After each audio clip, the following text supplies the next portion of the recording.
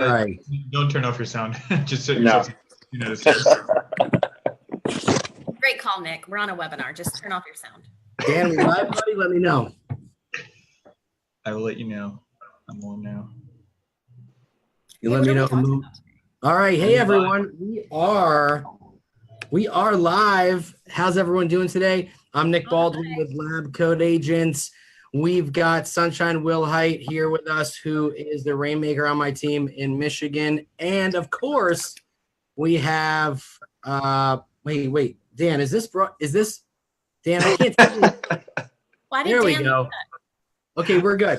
See, Dan is our marketing guy, and he makes sure that I know how to use technology. Let's start over. They can edit this in the cutting room. Hey, Labcoat Agents, it's Nick Baldwin. I'm here with Sunshine Wilhite, who's the rainmaker on my team in Michigan, and I have Malik, who is a KW agent, but he is also CEO of Conversion Monster, my favorite ISA service. They intercept all of our leads. They qualify hundreds and hundreds of leads every month from lots of different sources. If you are watching this on YouTube, please hit the subscribe button and the little notification bell, because we post a new video every single day. So if you miss this and you subscribe to YouTube, you won't miss a beat. You'll be in the know with everything. So thanks for watching. Also, go to Spotify or Apple and look for Labcoat Agents podcast, because that's a lot of fun to listen to as well. All right, all that shameless promo is out of the way. Hey, thanks Nick, for being here, everyone. What'd you say, Sunshine? Is it also on Podbean? Yeah, well, it's not on Podbean because nobody has Blackberries or Androids anymore. So Podbean. But today we're going to talk about a lot of cool stuff, and it's always a hot topic with the way technology is going. We're going to talk about speed to lead. We're going to talk about how important it is to be as quick as possible when you have an internet lead based business. And we're talking about automation and follow-up and nurture campaigns and all that fun stuff. But before we start, Ro, thanks for being here. Tell us a little bit about you and tell us a little bit about what Conversion Monster does. Sure. Yeah. Thanks for having me, guys. Appreciate it. I started in the real estate mortgage business back in 2003. Working on internet leads, actually. So I started with lending tree leads. So for better or for worse, I've kind of been around it my entire real estate career. I started on the mortgage side of the business, worked with lending tree leads, kind of understood that animal and model when it came out, did really well with them. I switched over to the real estate side, kind of during the foreclosure time crisis, 2007, 2008, and, stayed around internet leads. And when internet leads first came in around that time, they were pretty good. If you got an internet lead around 2009, 2010, in that time frame when things were starting up, there's still a pretty good chance that you would convert those at a pretty high rate. And what I found is, as the years started to progress and more of the real estate business shifted from offline to online, a lot of vendors, a lot of marketing, everything obviously went that way. And what happened is, the leads started to increase and increase and increase. But one thing kind of remained stagnant, which is the number of home sales a year. So, on average, we're around 5.5 million home sales every year. But every year, it seems like the number of internet leads or web-based leads are doubling. So 2009, 2010, we had 5-10 million leads. Next year, 20 million leads, 30 million leads, 40 million leads. I think we're somewhere probably in the upper 100 million leads mark. And, there's still only 5.5 million home sales every year. And so as I was going through this, I noticed myself that it was I was putting in the same effort, but it was getting a little bit harder, a little bit harder, a little bit harder with conversion. And, about 4 years ago, I sat back and I just said, God, there's got to be a better way.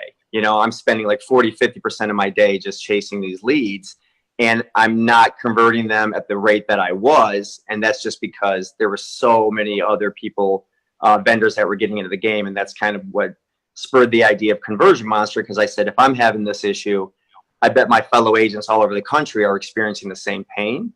So it was kind of born out of necessity. It was something that I thought could help solve a problem. And if it could help solve my problem, it could hopefully help solve my fellow real estate agents problem. And that's where it all started. Hey, Ro, so do you think since the amount of home sales has essentially stayed the same, give or take, obviously not, during the downturn it changed, Sure. but like in a good market, it's essentially stayed the same.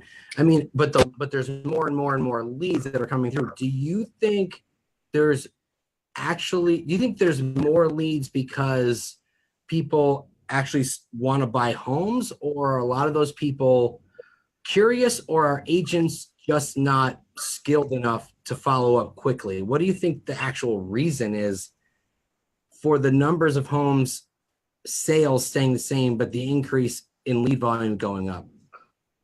Yeah, I mean, I think that's just like you said, it's a relatively flat number, right? Over the last several decades, it's kind of consistently been around this many home sales per year, with the exception of the dip. I think we went down to like 3.7, 3.8. I mean, it was substantially lower. I think the big shift was really the internet. We shifted from an offline where the gatekeeper, real estate agents were really the gatekeepers of the information. Where you had printed out MLS sheets, you come and you sit down, you meet with a real estate agent. They would go through the property selection. They had all the information at their fingertips. And as the internet has shown, more and more data that's coming online, we became less and less protectors of that information, and it was more readily available. And what's happened is now the consumer just has a lot more information available to them online. And so they're doing so much of their initial research in the beginning stages, and they're reaching out to an agent sometimes later on in the process, right? And I think that's where some of the frustration comes in a lot of times with internet leads, is because, on average, when an internet lead first comes online, they don't close for 8 to 14 months. I mean, that's kind of the average from the very first time they're doing their initial research. And so, we're very much used to a 30, 60, 90-day cycle, and it takes a tremendous amount of time and follow-up. And, what's happened is advertising has just shifted. We went from outbound on billboards and park benches and grocery store carts to advertising online. And I think there's just a lot of vendors that have recognized this, that that's where the eyeballs are.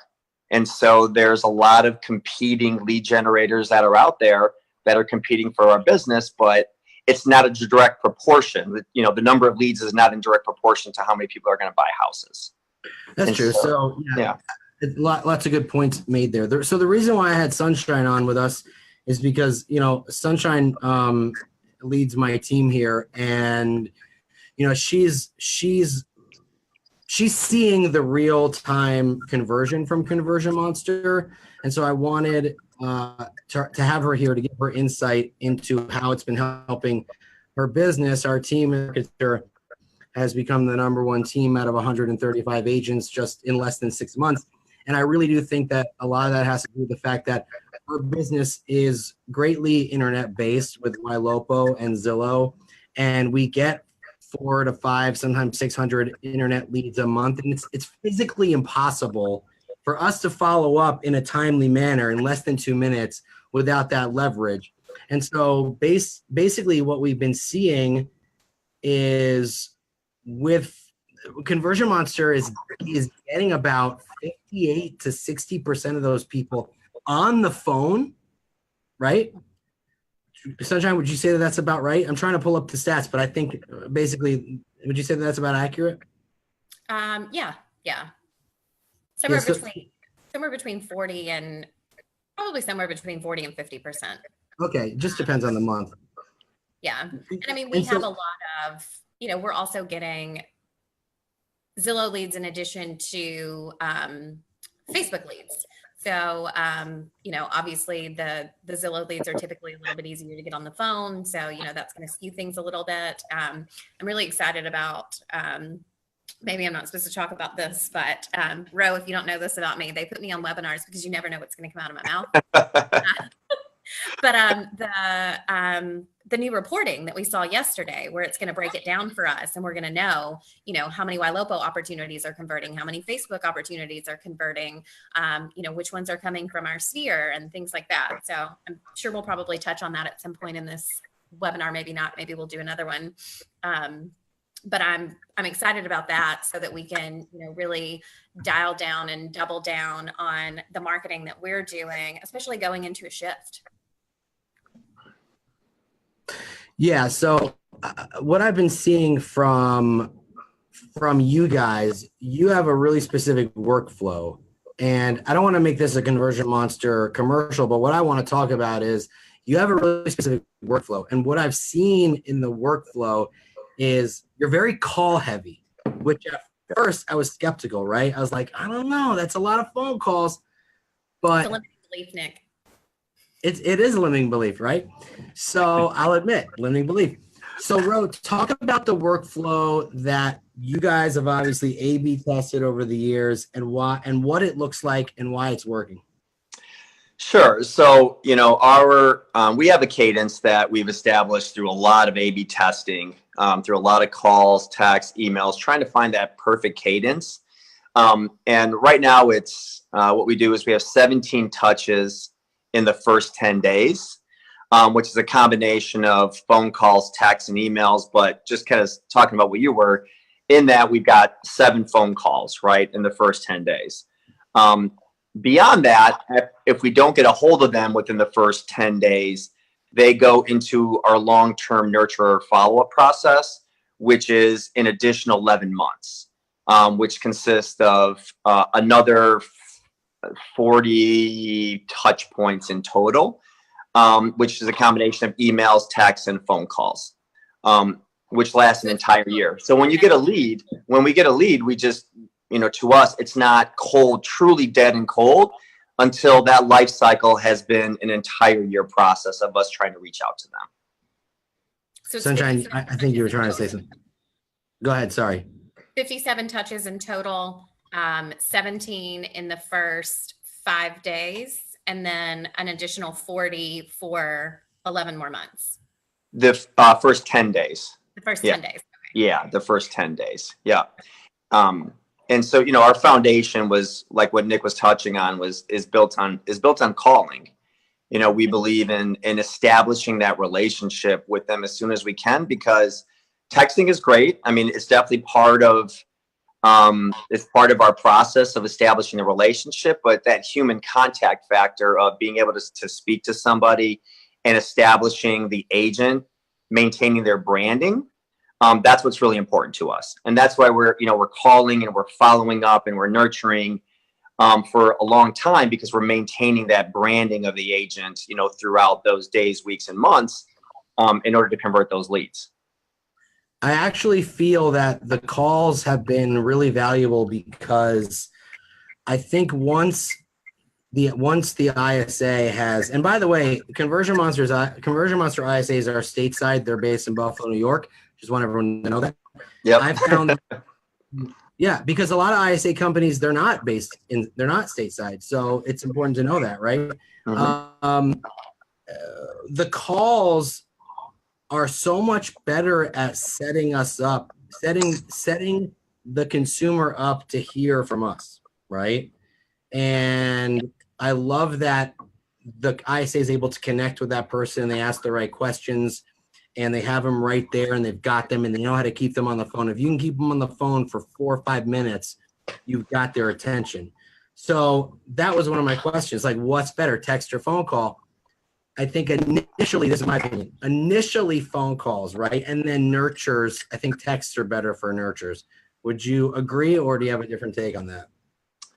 Yeah, I think that the calling is just essential, because we feel like when we establish that contact with the lead, and they hear our voice and they hear the name of the agent or the agency or the brokerage, it just resonates with them.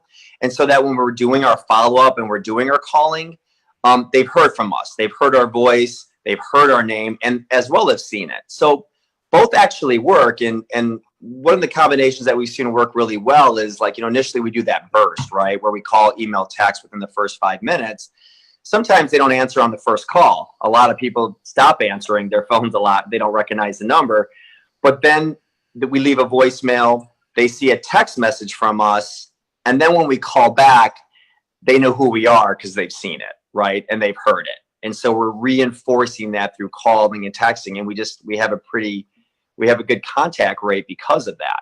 Whereas solely relying on texting, and although it lets the lead stay in control of the conversation or respond when they want to, man, we just, part of prospecting is just interrupting people. It just is, like we have to be in that mind.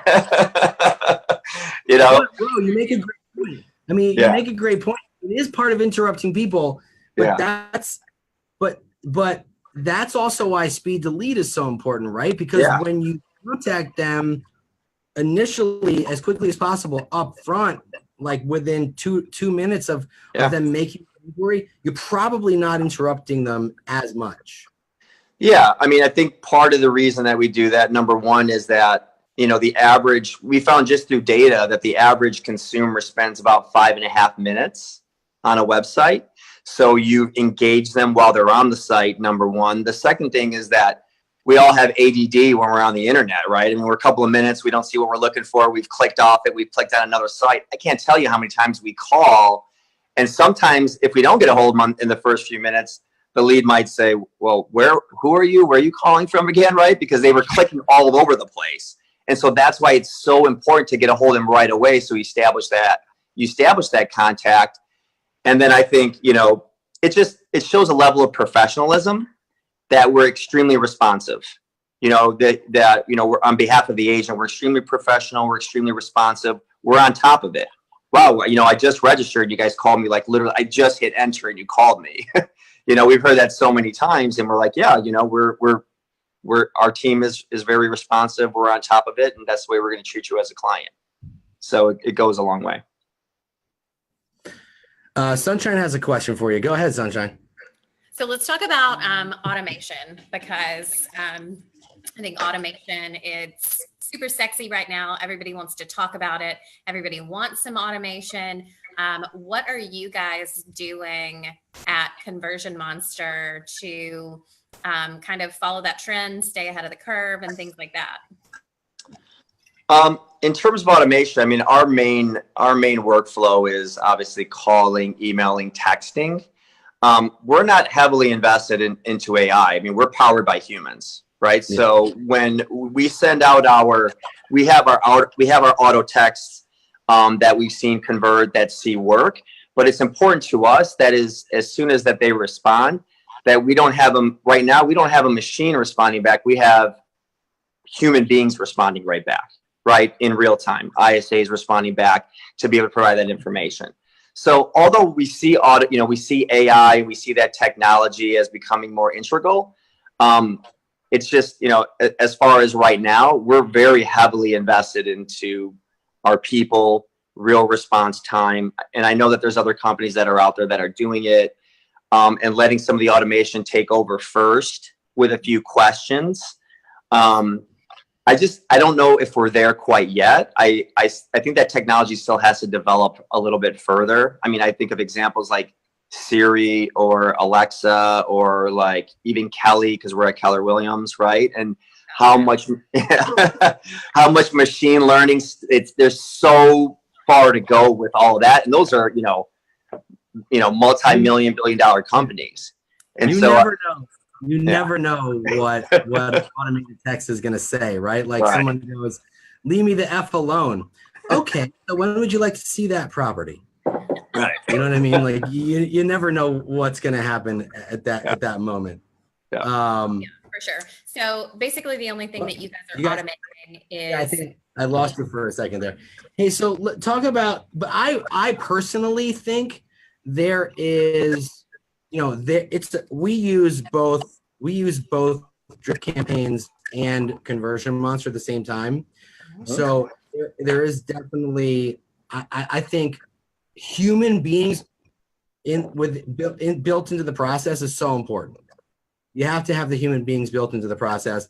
And then it's nice to also have the occasional automated email and text go out, on behalf of the agent, right? So Conversion Monster is the assistant on behalf of the agent. And then we have these drip campaigns that go out that are essentially the agent, right? So it's like this nice touch point from two different people or entities, so to speak. When you guys qualify leads all day long. Like I think every month we've got like 80 to 120 appointments, right? And either an appointment is a specific time that you guys have set where a client wants to see a house, or it's a callback time, right? Correct.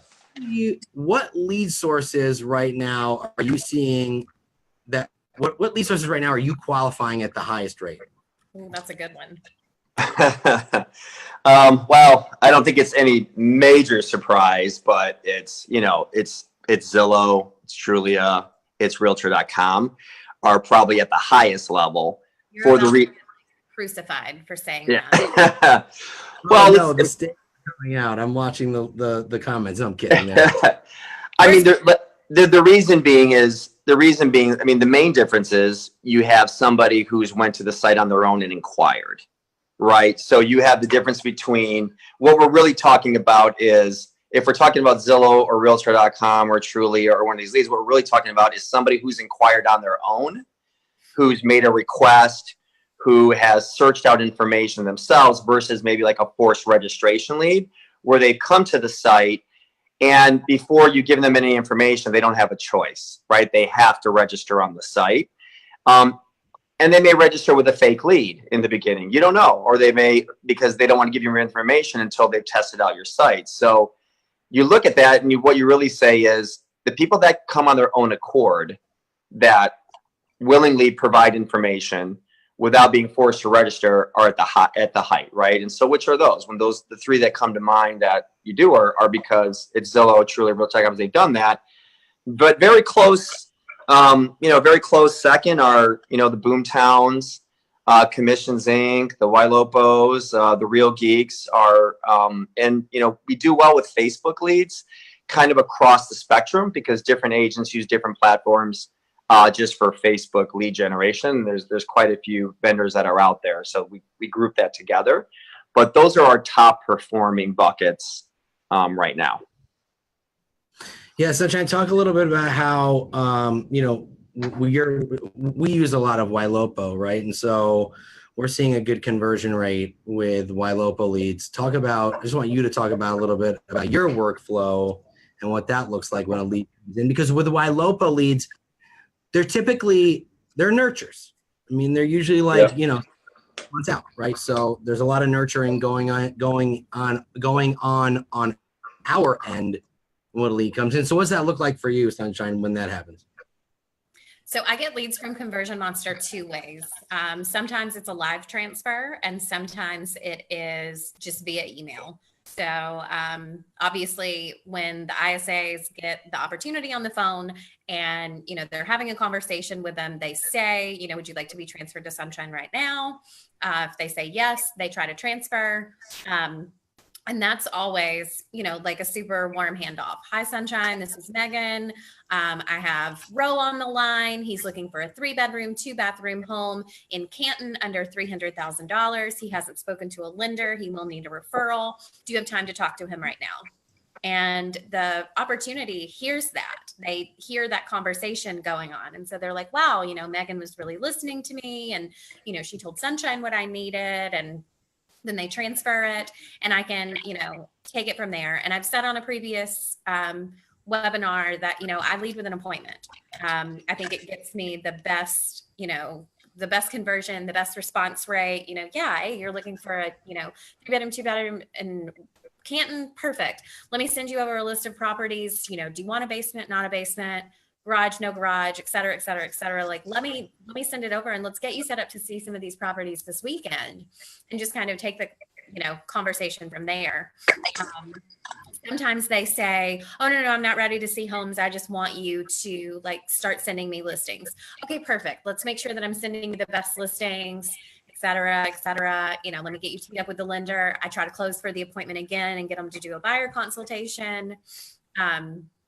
And then, they just go into some sort of nurture situation. So are you waiting to buy 6 months because you're in a lease, or are you ready to buy now as soon as we find the right property, or, whatever that looks like. And so, we're setting them up on the auto search so that they're getting the listings every day. And, we're sending the push listings and really the gold in conversion monster paired with Ylopo is when those people are getting my listing alerts, getting my push listings, and they're going back on the website and they're looking at these properties multiple times, you guys are picking up the phone and you're calling them again when they're, when there's like a priority alert or something like that, when they've, hit the same house 3 times, or, when they've come back after, 3 months of not being on the website, you guys are picking up the phone and you're calling again. And I can't always do that. If I'm sitting in a listing presentation, I can't pick up the phone and call Nick.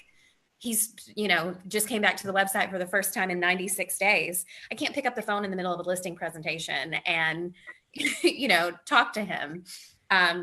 And then the second way we, get the opportunities from you guys is via email. So if they say, I'm at work, I don't have time to talk to Sunshine right now, or, I'm making dinner for my family, or whatever, whatever that reasoning is, they say, okay, great. When is the best time for Sunshine to call you back? Is it tomorrow at 10? Is it, tomorrow at 6? When is the best time? And, they're setting that callback expectation with them. And then they're setting that reminder for me in my CRM so that I can see that. And that's huge. And I still reach out right away via text as soon as they come in. Hi, Ro, this is Sunshine with Keller Williams. You were just speaking with my assistant, Megan. She has us scheduled to talk tomorrow at 10 a.m. I'm really looking forward to helping, to talking with you. If there's anything I can do, tonight or today or whatever time of day it is, let me know. And sometimes I can engage them via text and they want to talk right then. They just, maybe couldn't take the live transfer. And then same thing. So I'm trying to get them on the phone at that point. They're getting the push listings, they're getting the listing alerts. And part of my prospecting time is spent with these. Like when I say that I prospect for 3 hours a day, it's not just cold calling, for sale by owners, expireds, whatever. A lot of my prospecting time is spent with these buyer opportunities as well. And I call from the list of leads that you guys have qualified that maybe I haven't set an appointment with yet. I call from, the people that last hit the website. Sometimes I'll call city specific. If we have a new listing in Farmington Hills, I'll sort by Farmington Hills and just go and call through those. And as I'm doing that, I'm also sending the push listings to the people that I'm not able to get on the phone, or the people that I do get on the phone, sending them new listings, which circles back to they become a priority lead and you guys are helping to call them again. So Sunshine, what you're saying is you follow up. I try. My boss really wants me to. Listen, I hear a lot of slacking in that response. A lot of slacking. Lots of limiting belief. Hey, Ro. So what I want to talk about is, wait, I just knew what I wanted to talk about. Where is it? Here it is. Okay. So in your research, right? Like your ISAs, the lead comes in. What has been the best questions? Like, what are the questions that are being asked that are the most effective and that get the lead qualified? A majority of the time.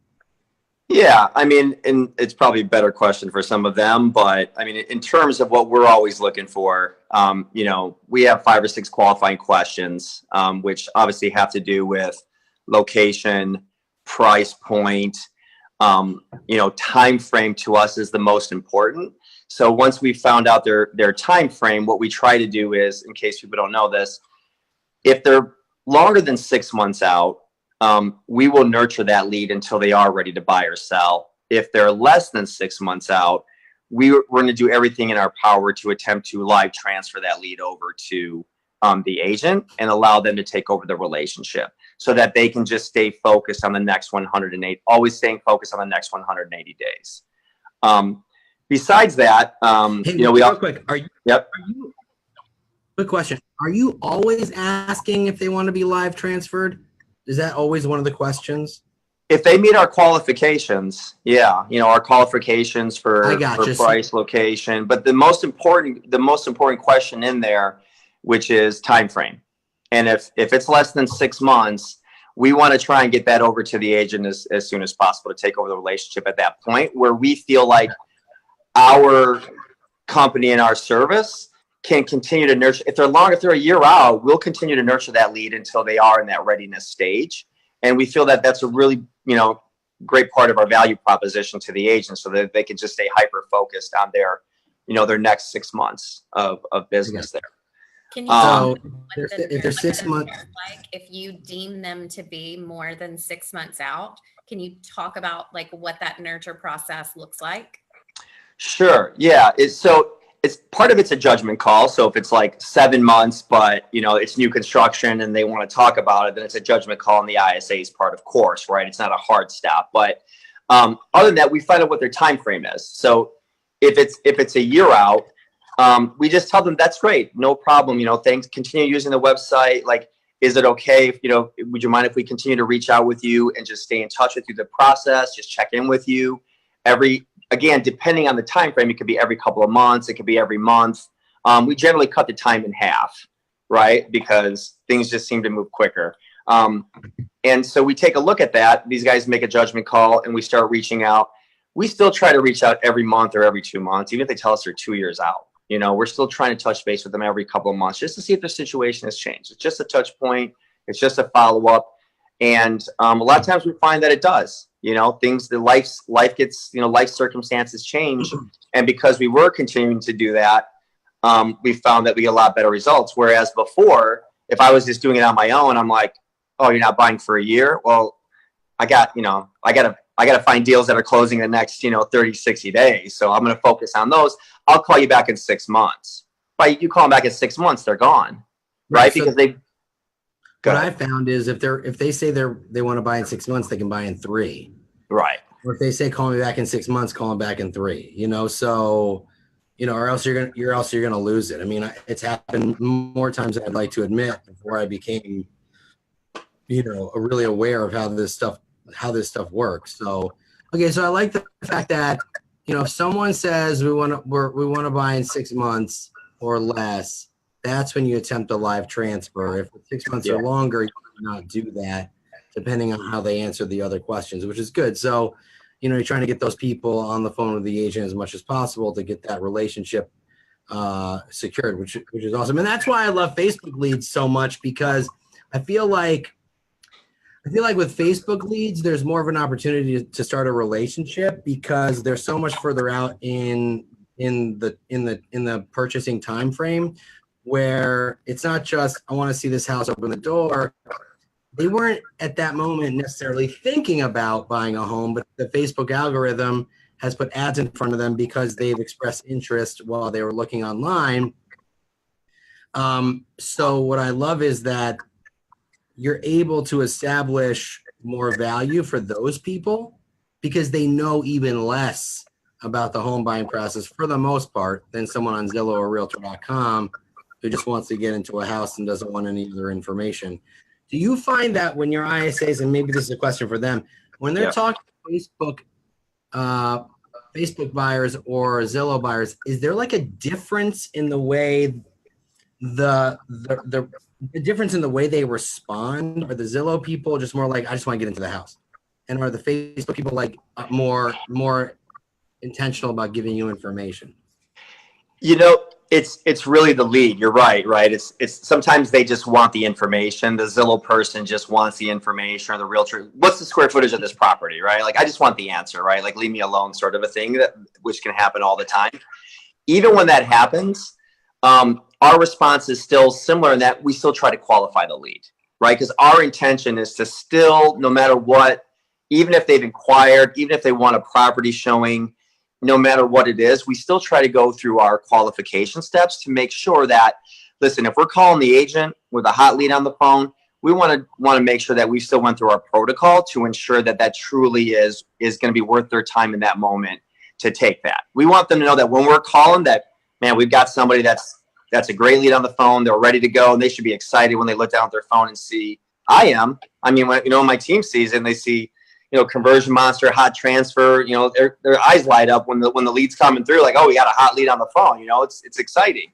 And so we try to take them through the qualification process the same way. That's what conversion monster looks like on Sunshine's phone. Yeah.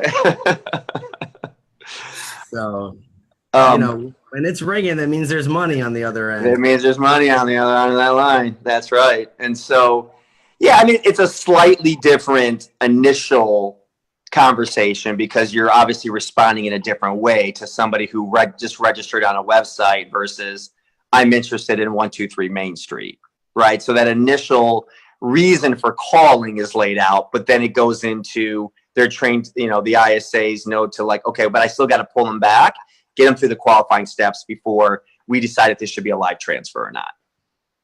That's awesome. So you're really purposeful about it, which I really like. Yeah, very purposeful. So there is a really staggering stat that basically says, and this is from NAR, Follow Up Boss, a couple of other CRMs, that the average response time to a lead is about 44 hours. So that's almost 2 days. Mm-hmm. And 50% of online leads don't even get a response. So my question is, Ro, where do you think agents are falling short in terms of their internet lead generation follow-up? What mistakes are they making? Why are they taking so long to follow up? Yeah, well, I think the first and the foremost to go along with that statistic also is that the average agent only follows up 1.5 times, right? And part of half time. well, you're taking the averages, right?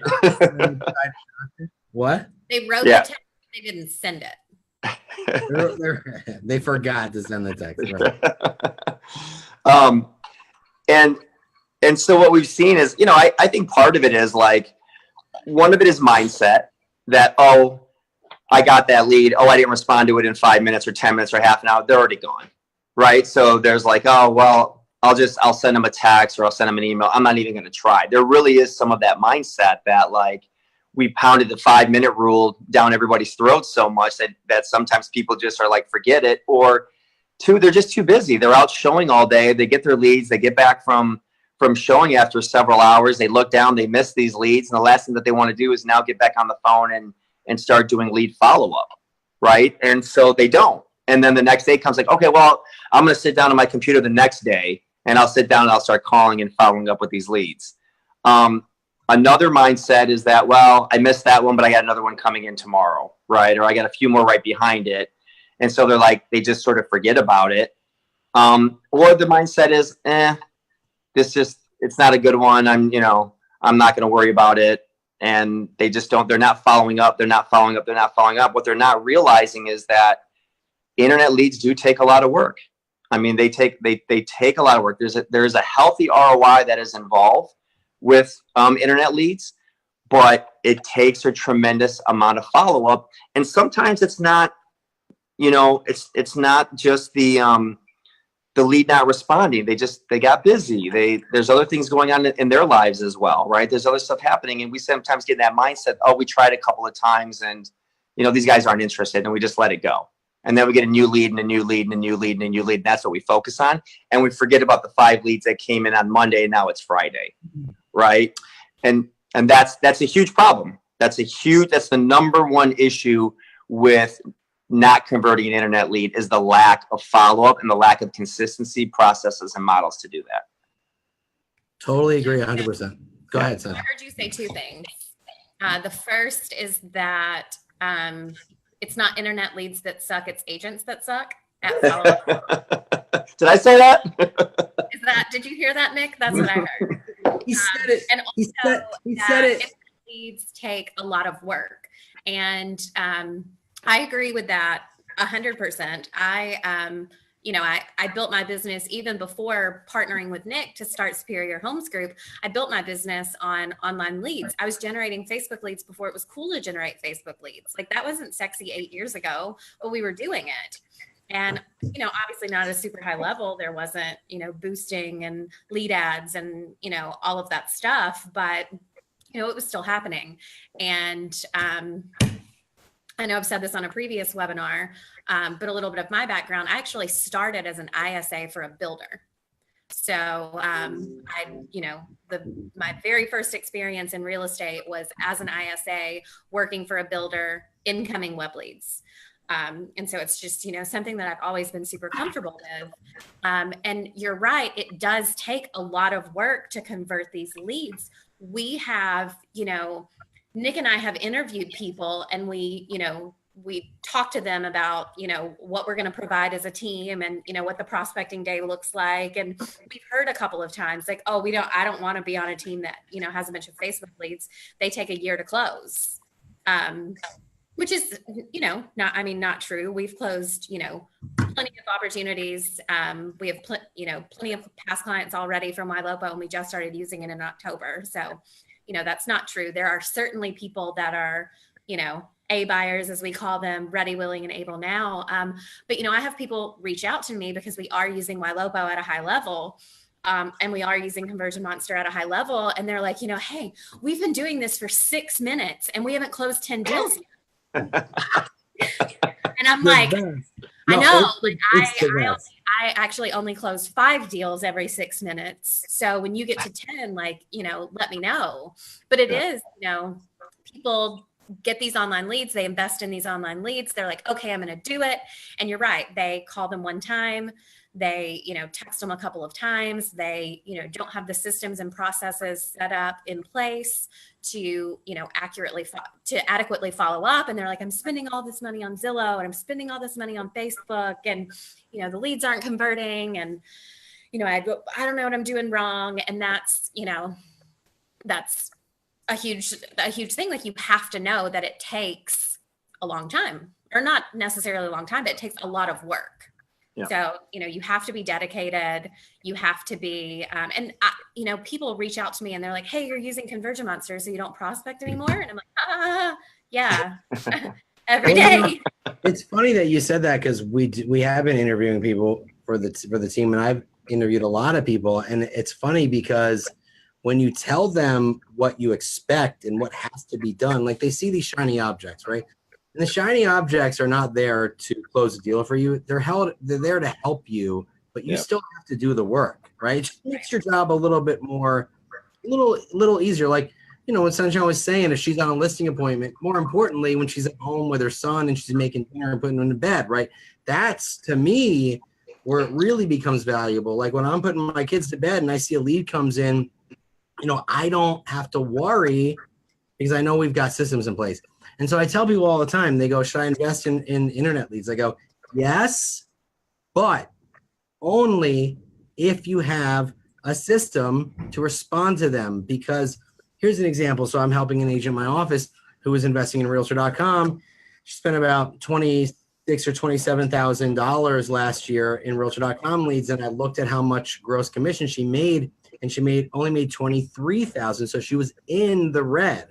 Sat down with her. I was like, listen, this is what you need to do, right?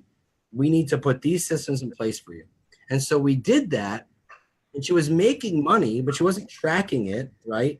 But you can do so well with internet leads and embrace them. But the reason why agents get so frustrated is because, listen, it's not the internet lead's fault. It's their fault. Now, granted, not every lead's going to be a good one, but with the systems in place, you're going to see a lot more of the good ones than you are the ones that aren't good right now or ready to buy right now. Right. And like you said, it helps you nurture along the way, and you start seeing people coming back the more you stay in front of them. And, it's a whole process that agents don't understand. And then therefore they say internet leads suck. Yep. They can't possibly suck when 95% of buyers start their search online and 50% of them actually find the house they want to buy online. And this is a NAR stat.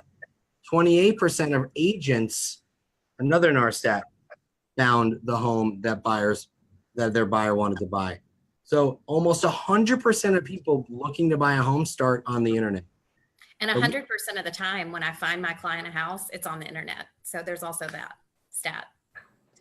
I'm sorry, say that again. 100% of the time when I find a home for my clients, I also find it on the internet. So it's crazy, right? I just wanted to quote a stat. I felt like I needed to. That's a good stat. Is that a Sunshine stat? Yeah, it's trademarked. You have to say stats or else you're not. It's just, it's not legit. It's just not legit without stats. Look, 70% of the time, it's right 100% of the time. But anyway, like 63% of statistics are made up, though. Yeah. So listen, there was one other question I wanted to ask. But just one more point on that, Nick, which is that, like, what I wanted to develop when we were creating Conversion Monster was that we knew that a lot of people, it's hard. I mean, when you're getting hundreds or hundreds and hundreds of internet leads every month, I mean, you've got to have a system and process in place. Otherwise, you're just not going to convert. And that's why, the statistics are so low on conversion for people, because most people don't, because it becomes overwhelming to try and manage that many leads by the second month or the third month or the fourth month, right? To continue to stay in front of all those leads and follow up and have systems and have processes. And most agents just don't, right? And so we wanted to create that model for them. But even when that's done and we send over these opportunities to the agents, I call it throwing the ball over the fence. Even when we throw the ball over the fence, they still got to take it and take it to the goal line, right? I mean, there is still work that needs to be done, even when the lead comes over. And sometimes that ball gets dropped, right? And that's what's important to know is, there's sometimes a misconception that we're just serving this up on a silver platter. We're not. We're creating opportunities. We're filtering through the noise. We're getting rid of the fake leads. We're seeing the tire kickers, people that have no intention to buy. We're really honing that down to get to the people that have expressed interest. They've raised their hand. They've expressed some level of motivation, to get that down to a manageable level, and then present those opportunities to the agent, right? And then they take those opportunities and work with a smaller pool and focus and concentrate on them to get them to the closing table. And that's where it becomes a lot more efficient. Love it. Super good. Hey, Ro, I just want to end with a question. Where is this all going, right? Like, where is this ISA? I know that, artificial intelligence, we talked about that before, is evolving. Where do you think that there's always going to be a human being? I mean, I have my opinion on whether there's always going to be a human being involved in the follow-up process. I think definitely for phone calls, there has to be a human being involved. And I'm sure that you guys have text messages that you sent out that are like preset, and you just click a button and the message goes out, right? Yeah. Where's this going, right? In the future, where do you see this type of service and this type of where do you see this type of service going in the future for agents? Yeah, I mean, I think when we started this, a few years ago, when we had this idea, a lot of people didn't even know. I mean, believe it or not, I mean, the way the market moves, people didn't even know what an ISA was. Like, if you weren't at Keller Williams, and you're at a lot of different brokerages, this is a very foreign concept to a lot of people, right? And even today, when we talk to people, it's becoming more and more familiar, but people didn't even know what an inside sales agent was or what they did. And so we found ourselves a few years ago educating people on what that is, right? And if you actually look at the Keller model, it's one of the last pieces of the team that you add, right? Like, you add your admins and your buyers, your admins give you leverage, your buyer's agent give you leverage, your listing managers, all the way down. The ISA was one of the last pieces that you added. I see that completely changing. I see the ISA playing a much more integral role, and something that you have to hire earlier on, because it's so much more of a competitive landscape when it comes to internet leads, and because of the response time and the follow-up that's required, that the ISA now has. I mean, I think if Gary Keller were rewriting that book today, I mean, not to tell him what to do, but I'd say push him, push that position quite far up the ladder in your hiring process. In order to do lead qualification, speed to contact, follow up, and stay on top of the leads. So where do I see it going? I see the industry really, I mean, if you're asking me personally, what I say is I think the single agent model is dying. And I don't think that in the future, they're going to be able to compete with the teams. I think teams are going to grow. They're going to be provided a higher level of service. There's not going to be like, oh, I can't do a showing because I'm out of town this weekend, or, whatever the reason is. I think teams are going to people are going to gravitate towards that. And that's what's going to kind of take over. So my thought is in the near future, you're either going to be on a team or you're going to be the team leader, and the single agent model is going away, and ISAs are going to play a very integral role in that team process. Well, Much harder than they did before. There are big teams out there where the ISA, and it's interesting that you say, Millionaire Real Estate Agent book, that when that book was written, the ISA was typically the last hire, right? But I think, they've been writing part 2 forever now, but that's besides the point. I think when it does come out, they're going to see that in many big teams, the ISA is actually the gatekeeper of the leads. The ISA is responsible for distributing them, and they're responsible for keeping tabs on who is converting at the highest rate and who is the most responsive. And though that role is so coveted and so important now that it needs to be somewhere at the higher up in the org chart at this point. And I do agree with you that the single agent is going to struggle a lot more in the future just because of the sheer fact of where technology is going, right? Yeah. The consumer wants so much more from the agent. And when you have a team and you have people that are helping you and you're leveraging those people and you're leveraging that tech, you're going to be able to deliver that service at a higher level. A single agent can't possibly, there's a ceiling, right? Like if I wanted to have a ceiling, I would go, well, I work in an office, so that's a bad example, but you get the point. I would sit in a cube all day, clock in at 9 and clock out at 5. And that's security, right? But there's no growth happening there. Right. So if you want to. It's interesting that you say that you think it should be moved up the org chart. Jeff Glover owns the coaching company that I personally coach with.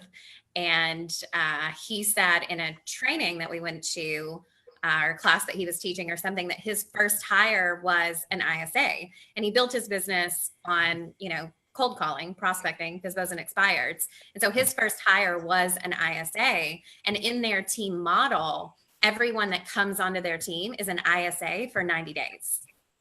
And so everybody comes in as an ISA, they have to learn the phones, learn the scripts and things like that. And so that is something that we have kind of implemented on our team at their direction as well is, when someone comes in, even our showing agents prospect, everybody on the team prospects. Again, that's not always, cold calling. We have all of these incoming buyer opportunities. I just looked and did the math. I get 15 Facebook leads on average, 15 a day. And, I can't touch 15 people the, 2, 3, 4 times it takes on day one to adequately convert at a high level and do anything else. I have to also service the clients that I have and, prospect for more business and take care of my son. And, sometimes I try to work out and I drink a lot of wine. They would really cut into my wine drinking time. I can't believe drinking wine was the last thing you mentioned. I'm trying to turn over a new leaf or something. That's a lot higher up on Sunshine's org chart. I'm surprised. Yeah, the wine drinking. The wine drinking org chart. Yeah. It's very important. So but that is something that we have implemented. And so I think it's super interesting that you say it should be higher up in the org chart, because Nick and I actually drew ours for Superior Homes Group about a month ago, and it is higher up on the org chart for us. So we know who our next 2 hires are, and one of them is an ISA. Yep. Yeah, Not that would replace Conversion Monster. Thanks for saying that. Well, no, the thing is asterisk. Well, I think you need, I think you need, well, Sunshine. Now, what do we say to Rose? Sheesh. No. Listen. Here's the truth, right? For us, it's all about leverage, and when we look at it, we cover 70 plus hours a week, right? We're 7 days a week from morning to night. And we're covering the hours of which would be the equivalent of 2 full-time ISAs. And Oh, there, my battery was going low on my iPhone that I had to use, so it blinked me out. We're about to wrap it up anyway. Yeah, I'll wrap it up really quick. And so the point is that, you know, obviously we're like 80% less, right? So from a cost perspective, we're substantially less. We're covering 70 plus hours a week. And for our role, you know, what we're really doing is we're trying to create some leverage for the agent to be able to scale and grow their business, right? And that leverage we provide is because we all know, like, if we have experience with internet leads, they don't come in at convenient times. They're not coming in at 10 o'clock in the morning when you're sitting there in front of your computer. They're coming in at 6 o'clock when you're having dinner. I mean, I can't tell you how many leads we got on Sunday. Our team got on Sunday for Easter, right? When everybody, right, they poured in because on the holidays, everybody's off, right? Or, you know, on the days where you want to take a break or an agent wants to take a break, leads are pouring in. And that's where we come in, right? We're creating leverage. We are, like, just like you were talking about, Nick, like when you're sitting down with your family or your kids, or you want to have family time, it's like, God, do I want to step away right now for 5 minutes to take this call because it's 7:30 at night? No, you don't. You don't really want to. And, you know, but that's where we come in. If we make the call and we get a hold of them, and then you see it's Conversion Monster calling with a hot lead on the phone, okay, now I'll step away because now I know that this is a hot prospect, and I didn't step away for nothing, right? And so I think that's where the leverage comes in. And honestly, I mean, if you can afford 2 full-time ISAs around the clock that are working at that level, then that's in a small field that we might not be for you. But for everybody else, I think we fit a pretty wide demographic of agents and people that can really use this to help scale and grow their business. And by the way, you know, you don't need to just have you don't need to just have internet leads. I mean, anything you put into your CRM, open house, you know, whatever, sphere of influence, you know, you guys can call any lead any opportunity that comes in. Like, we just started using the open house app on Conversion Monster. I'm not Conversion Monster, on Ylopo. When those people start to become active on our site, you know, we know that you guys are going to reach out, which is a really great feeling, you know? Yeah. And we're also making the calls for, like, you know, the things that you were talking about, Nick and Sunshine, which is like, you know, the return to site, or we see those priority alerts that come back that, you know, this person returned to site so many times, or this person favorited this property, or, you know, these alerts that you do get from these different CRMs. We do make it a point to sit down and re-engage those. So beyond our normal cadence, our managers are also paying attention to those alerts, and we use those. We take those and we'll call. You know, we'll call and we'll follow up. So can you also talk a little bit about the outbound prospecting that you guys do? It's not something that we utilize on our team because you have to be licensed in Michigan to call for sale by owners and expires, but I know that that's something that you guys do. I don't know if you're still doing it in New Jersey, but you did. So just, do you want to talk on that a little bit? Well, we're actually, we were doing that for a while, but we're winding that down. We just have a select group of clients that we're working with. And so we've chosen to focus all of our energy on internet leads. And put all of our efforts, 100% of our 100% of our concentration will eventually just be on internet leads. So you're staying in your 20%. Yeah, that's right. Our one thing. We're focused on our one thing. You know there's going to be a few Kellerisms. It's fine. Yeah, of course. That happens when we all get in a room together. Hey, yeah. So I appreciate you being on. This is awesome. If anyone, what'd you say? What's your disc profile? Can I keep DI. So if anyone's interested in checking out Conversion Monster, go to conversion-monster.com. It's also at the top of this post. It's a really great service, and they're about to roll out something in the next week or two that will give you really heavy insights into what your leads are doing. And we just got a sneak peek yesterday, and it's going to be a real game changer for your business and help you understand, where you're getting the most return on investment. So, Ro, thanks for being here with us. Really appreciate it. And look forward to talking with you soon, man. And Sunshine, get back on the phones. Thanks, guys. I really appreciate you guys having me on today. See you soon. Yeah, Bye. Thanks, guys. Okay, bye.